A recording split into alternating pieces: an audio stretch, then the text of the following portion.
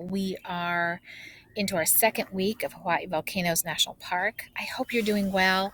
I hope you are outside today. I'm outside in the backyard just kind of enjoying just this great weather that we're finally having. So I'm going to do a quick rundown. I'm not going to spend a ton of time on this, but a couple of things just to let you know. So this week looks a little bit shorter, but you're going to do a little bit more writing. Not much, but just a little bit more in terms of deeper thinking, I guess. Not even a ton more writing, but deeper thinking. And it centers around kind of this main idea of why do people live near volcanoes, not just in Hawaii or Hawaii Volcanoes National Park, but really all over the world.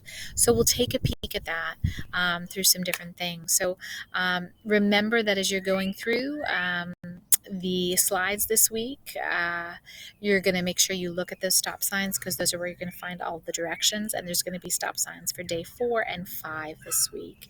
And so that day 4's work is really looking at reasons that people tend to live near active volcanoes. And so, looking at newspaper headlines and then trying to come up with, reasons that people might live there, but also then starting to reflect a little bit on why do you live where you do? And not a surface level answer, not just like, oh, because my parents live here, so of course I live with my parents. Why did they choose that? And maybe it's not really economic in nature. Maybe it is more having to do with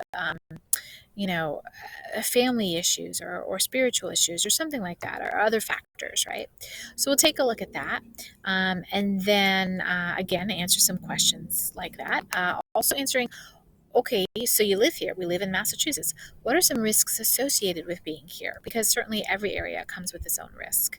And then you're going to look at, aside from the risk, which we know of, we're going to look at why people still choose it besides the risk. What are some of those benefits? And we're going to categorize, you're going to categorize the different types of benefits based on the articles, the 3 articles that you're skimming here. That you'll find here on this particular slide, and you'll take that information and put it all together. And make sure on this particular side that you're answering all 3 parts. Why do people continue to live near them? Would you want to? And why or why not? On the last day of information, again, we've got a stop sign where we're going to now take a look at some data. And this data is mainly focused on where is the greatest risk of an eruption and where do most of the people on Hawaii actually live. So we can get a sense of, are they really close to the volcano or are they not really close to the volcano? So that's something to consider. And you're going to be examining both the Mauna Loa volcano as well as the Kilauea volcano.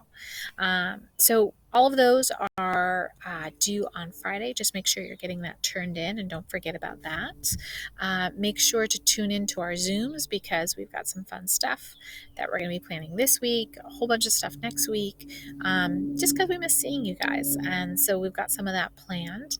If you haven't already filled out the Google form for your t-shirt, make sure you do that.